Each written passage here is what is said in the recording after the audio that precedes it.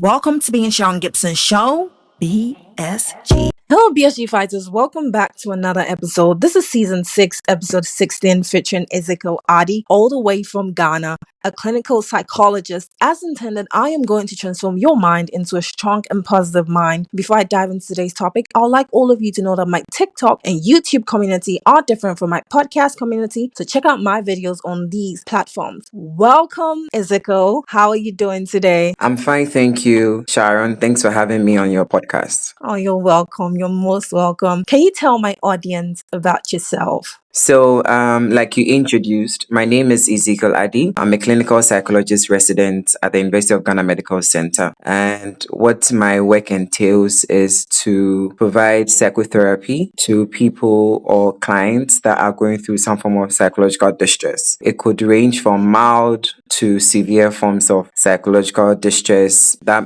may be affecting their daily functioning, and also that can also lead to severe mental health conditions like schizophrenia, depression, and psychosis. Wow, that's interesting. Our topic of discussion today is dealing with addiction, but as usual, I will be sharing 2 top rules from a highly successful and influential person. Today's person is Bob Proctor. He is a businessman and an author. Number 1, build your vision with imagination. And number 2, live the way you want to live. All right, so now we are moving on to our topic of discussion for today. As a clinical psychologist, what would you say is the leading cause of addiction?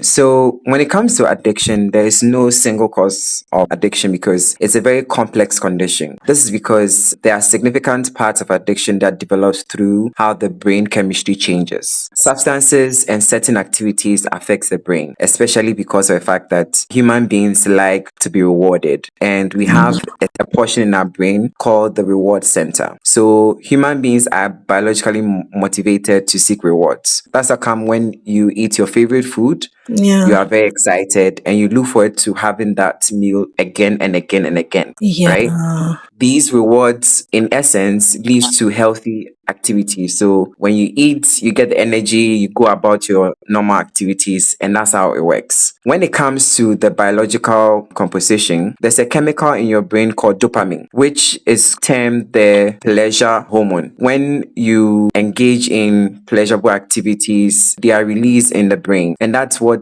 gives you that good feeling that you always get. The same principle applies when it comes to substances. So there's no specific causes. However, due to research, there have been some factors that contribute to possible causes of addiction. Mostly, the first is genetics. Genetic factors are responsible to 40 to 60% of you being able to be addicted to any form of substance. If you're a first degree holder in your family and you are likely to abuse substance, then there's a more likelihood that the people that are going to come after you are also going to develop the same form of addiction because of the fact that it might run in the family genetically. There are certain specific genes that contribute to such vulnerability for people to have such conditions. The second factor is mental health conditions. So when people have mental health conditions, they might be predisposed to other conditions. So we call them comorbidities. So let's say if someone has depression or PTSD, which is post-traumatic stress disorder, because of the pain that they're going through, they may rely on certain substances to be able to numb the pain that they're going through. Some may be addicted to pain medication like pethidine. So because of their reliance on these medications, whilst they're trying to deal with their mental health conditions, they may end up developing another condition like substance addiction. Mental health conditions can also lead to substance addiction if it's not managed properly. Third factor is environmental factor. This is where it gets tricky. Depending on your availability and access to substances poses a risk factor to you. So if you live in a neighborhood where it's easy for you to have access to a lot of substances or drugs, such as cannabis, cigarettes, all these things, then it means that there's a likelihood of you developing addiction because you are going to have a higher exposure than someone who is not living in a community where they have such exposure. Yeah, it's just like myself. I'm a secondhand smoker right now because wherever I go, left, right, center, people are smoking, and it's so normalized here, and it's really crazy. But I just wonder, like, where do people get to the point where they're like, I don't even care if this is harmful to my body, I'm just gonna keep taking it? It gets to that point when this form of substance is normalized. So let's take, for example, the environmental factors based on the culture that exists in that community. So if you have older people or adults in the neighborhood smoking in front of children, it becomes a normalized activity that when they are older, they can also smoke. And bear in mind that even at the younger age, they are also becoming secondhand smokers. Yes, So that's so they are true. exposed to that activity from an early age. And they also have the mindset because of the normalization that when they are older, they can also engage in such practices because the adults in the neighborhood are engaging in such practices. So cultural acceptance. So when smoking and drinking is widespread and socially accepted, Yeah. it can create a sense of normalcy where people may not see the risk as significant because everybody around them is engaging in that behavior. They may not know that they may be exposing themselves to medical conditions like lung cancer, alcohol addiction, Yeah. and a whole host of other things because of the fact that there is some sense of normalcy because it's widespread in the kind of community they find themselves. The other factor is when there is some form of desensitization. Over time, repeated exposure to the consequence of addiction can desensitize individuals to its dangers. So if you've seen people being addicted to the substance over a period of time, you learn about it. And when you learn about these things, you find better ways of engaging in these activities to not get these consequences. So you end up trying to find novel ways of mitigating the dangers that these substances you're engaging in may pose to you because you've witnessed family and friends using the substances without immediate negative effect. And even if you experience some negative effect, you find a way around it because they have reinforced the idea that it is safe and you can get treatment, and because of that you're likely to engage in that. The nicotine in it also becomes addictive. I'm not going to act like an angel over here because I used to smoke, and that was when I came here, when I moved to France, and it was as a result of the feeling of loneliness and not having anybody to talk to. And I had a boyfriend then. I'm not going to blame him. It was my choice to do it, even though he was doing it. And obviously it started because like I was surrounding myself with his friends and they smoke. And when I got into that state of loneliness, it became really, really hard for me to like just cope. But when we broke up, I was like, okay, I've broken up with him. I have to leave all the bad things behind. And also I noticed that there were so many other things that were wrong with just like doing that. And I had to like tell myself that I'm gonna stop. So I literally stopped this year in February. I used to call cigarettes my friend because whenever I smoke, I feel like I am with somebody. Like, you know, you play your music, you're smoking, you're drinking, you're in another world. As you said, it's very easy because like the society is normalized. Everybody's smoking. You're at the bus stop and somebody literally pulls out a cigarette and is smoking right in front of you, and everybody's smoking everywhere. So you don't even see what's wrong with it, especially when you see older people. When I mean older people, I mean old people who are probably in their 70s and their 80s smoking. You're like, oh, so they lived this long and you're still smoking. Then let me smoke. You know, to be honest, I don't think it's entirely a good thing because it could cause so many damages to you that you don't even know. So one of the things I told myself was that I will not get too close to somebody who smokes. And also I just got myself like crazily involved in sports. I started doing like intense sport. Right now I have no cravings for it, and it just died after a couple of months. It was hard, but I had to be disciplined, and obviously I asked my maker to help me.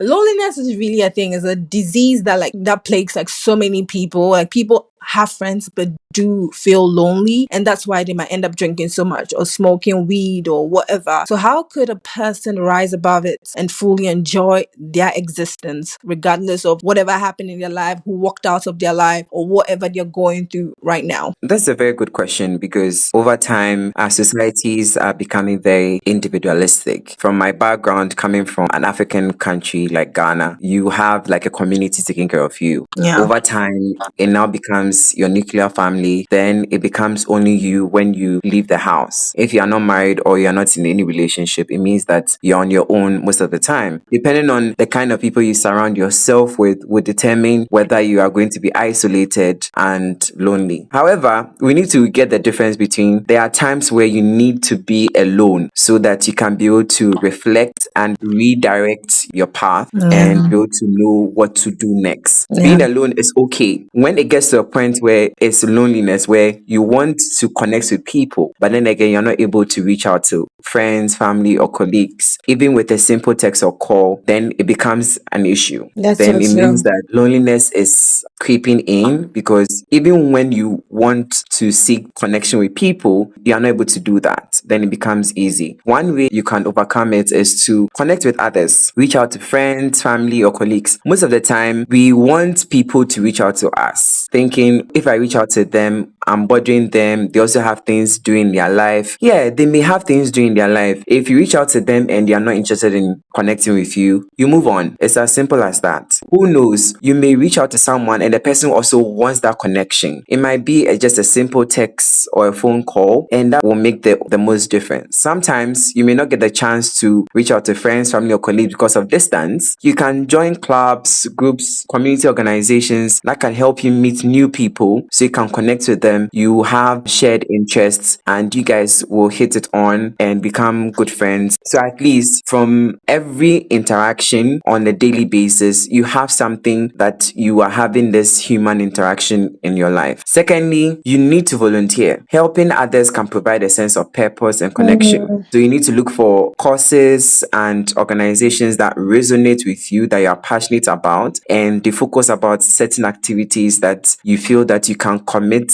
certain number of hours to. That could be one way of you overcoming loneliness if it's difficult for you to connect with people, with a fair suggestion. Thirdly, you can engage in your hobbies. Pursuing activities that you enjoy can distract you from your feelings of loneliness and help you to connect with like-minded individuals, because when you are engaging in these hobbies, people will share their challenges, they will share their triumphs in these activities. You start hitting it off, you start making conversations, and gradually you feel that the sense of loneliness will disappear because you are connecting with these people. So sometimes the difficulty becomes huge because you don't know how to go about engaging people. And there are other tips too, like practicing mindfulness, deep breathing exercises, meditation, to help you manage these feelings of loneliness, to promote a sense of inner peace. You may be alone, but then again, you are not lonely because you are connected to your inner self and you are able to repurpose these energies you have for better activities, either engaging in your hobbies, volunteering with a local organization, or meeting new people. If you're not able to do all these four activities on your own personally, I think what you can do is to seek professional help. You can reach out to a counselor or a therapist who can provide support and tools to help address these feelings of loneliness and improve your emotional well-being. Sometimes people feel that because of what is going on, they'll feel shy or feel as if they failed as a human being, so they don't want to share their difficulty with someone else. But then again, there's no crime or shame in sharing your difficulty with someone else, because you cannot have all the solutions.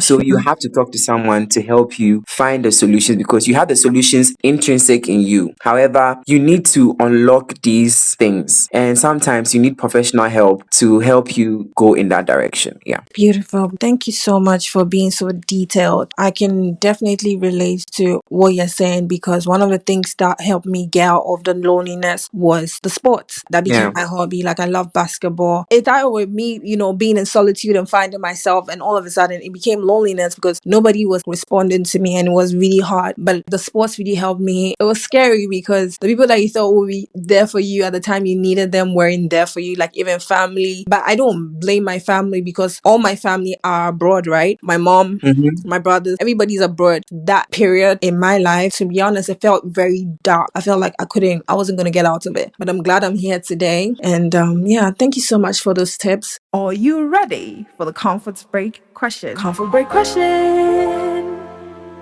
Can you sing 2 lines from the lyrics of your favorite song? Wow. Everybody has a voice, long as you Well, can talk. I don't think the challenge is with the voice, is with finding the right song that I can sing at least 2 lines. That is the problem. No, I'm not saying the Um, right song. Your favorite song, not the yeah, right my song. favorite song. I don't have a favorite because I'm a Beyonce fan, an R&B fan. So I like Yeah. Rihanna, Nicki Minaj, and Beyonce. So any of these three artists, whether even if they scream on the record, I'll still go and buy it or listen. Yeah, I'm Yeah. that much of a fan. One song I like. 2 lines or just 2 lines? 2 lines. Okay, so I will do Umbrella by Rihanna. Yeah, yeah. Let's go. Under Let's my go. umbrella, Ella, Ella, under my umbrella, Ella, Ella, that, Oh, this is smart. Oh, well done. thank you. I tried. You really tried, I promise. I'm sorry for laughing, but like, it's not a line. Is this under my umbrella? Ella, Ella. Okay, it's a line. It's a line. We take it. It's a line. It's a line. Do you want me to do some? Yes, Do you want me to yes, disgrace myself with you? yes, Okay, let's see. I also love Beyonce. Do you know Broken Hearted Girl? yes. Okay, so let's go. I don't want a broken heart. I don't want to play the broken hearted girl. No, no, no broken hearted girl. Woo! See, Yay! my challenge is that I can't remember the lyrics if I'm singing on my own. I know how to do karaoke, but You're very interesting. Thank you for making my night. We are going back to our questions. I can confidently say with all humility that I am a strong minded person. Mhm. But what would somebody who isn't as strong minded as I am, how would they let go of their addiction? One important thing to me is my golden rule is to be kind to yourself. Because when you find yourself in an addictive situation, Yeah. everything becomes gloomy. You blame yourself. There's so much negativity surrounding you because of the disease, making you feel like you've lost everything. You are not looking healthy, everything. So when you're kind to yourself, it makes it easy to allow yourself to feel the emotions without judgment. Because you decided to take a decision to change, to turn a new leaf. So if you are doing that, you have to be kind to yourself that you deserve forgiveness. And that's the most important thing. Yeah. Based on that, you can be able to build resilience by ensuring that you are better equipped to handle the setbacks and challenges that will come with your recovery journey, because it's going to be a journey. It's not going to happen like a magical wand. Yeah. You take some steps, you relapse, you go back again, you start the journey all over again till you are mentally prepared. That takes some form of resilience. It does. Thirdly, you have to be disciplined. You need to maintain self-control and stick to your recovery plan. And this requires mental fortitude. If you've decided that, oh, I want to take control and overcome this addiction, you have to be disciplined. Yeah. Maintaining self-control is very important. Sticking to the plan. Yeah, it is. The next thing is that you have to have a positive mindset. Because sometimes you are going through the journey and you're not seeing any light at the end of the tunnel. That's so true. But you still need to envision a tunnel for yourself, or the light at the end of the tunnel for yourself, because sometimes the process may not be as charitable as it may look. But then again, you need to have that mental attitude that you can be in control and reframe those negative thoughts by maintaining motivation throughout the recovery journey. That's the only way you can be able to get to the end and take over yourself. You also need to be able to emotionally regulate yourself. Emotion regulation is very key. You need to manage your emotions effectively so that it can reduce the likelihood of turning to these substances as your coping mechanism. So if you identify what triggers you, what is likely to make you sad, and all these things, then you know that when you are sad, you want to engage in channeling these anger, this disappointment into positive action, and not using negative coping strategy like falling to substances in order to numb the pain that you're experiencing. So yeah, that is what I can say with respect to how you can overcome addiction to become a mentally strong individual. Wow. You know, as you're saying everything, yeah, it's just like, wow, how did I have this inner knowing when I stopped smoking. One of the things that got me started on the journey to recovery and being the Sharon that doesn't smoke or doesn't even crave for a cigarette or hated cigarette was Mm-hmm. that I was like, Sharon, you love yourself. You're losing weight. You don't breathe well at night. When you wake up in the morning, it's like your breathing is heavy. Why would you do this to yourself? Do you get it? So it started with the Yeah. love that I have for myself. And I'm like, okay, even if my brain craves it, even if I crave this, I wouldn't do this to myself. And I stopped for a week. I relapsed into going back into doing it again for a day. I was like, this is not worth it. Because for 3 weeks, I Mm-hmm. stopped for, no, not a week. I stopped for 3 weeks. When I stopped for 3 weeks, I felt really good. So when I relapsed into doing it and I saw the effect, I had something to compare it with. Because when you're in it, you don't see the disadvantage. You're like, oh, I mean, there's nothing. But when you take a break and you go back into it a number of times, you see the difference. Then it goes back to your brain to tell you that you have to stop it. But even when I Yeah. relapsed, like your first point, I was still gentle with myself. Fortunately, I chanced on a video on YouTube, a woman who was talking about addiction. It was like, don't be discouraged when you relapse into it. Don't be hard on yourself. It can happen. But sometimes Yeah. you can relapse a couple of times and then one day you just stop. And that's what happened to me. So every point you made, honestly speaking, it is so true. And it really helped my journey to get to where I am today. Absolutely. Yeah. So how can you prevent yourself from getting addicted to anything before it poses a huge problem to your health? With preventing addiction, I think the first thing you need to know is you need to know your family history, right? Sometimes we feel, why should I know my family history? Because when you know your family history, you know what type of substances or what kind of history in your family people have with certain substances. So there are some people, they know they have a history of breast cancer. So when they get to a certain age, they are screening each and every time to make sure that at this age, they are not taking it to chance, but taking all the necessary precautions to ensure that they don't be vulnerable to this condition. The most important thing is that you need to know your family history. Ask questions. Is there someone in the family that have any history of substance use disorders or behavioral addictions? And that will give you a fair idea of the fact that you can be vulnerable, you are at risk, but not necessarily that you would end up like them, right? You being at risk doesn't mean that you end up like them. It's just able to give you the awareness. When you're aware, you're able to take the necessary precautions to lower the risk moving forward, because now you can engage with your healthcare provider to find other ways of how they can provide more medical information for you to know how best to go about it. You need to manage your stress. All these things that people go through is because they are constantly going through some form of psychological distress. And if they're not able to handle the stress, either from work, either from relationship, either from parents, or any other thing that is tangible and is having a significant impact on you, it's likely to increase your risk of substance use, especially if you find yourself in an environment where it is normalized or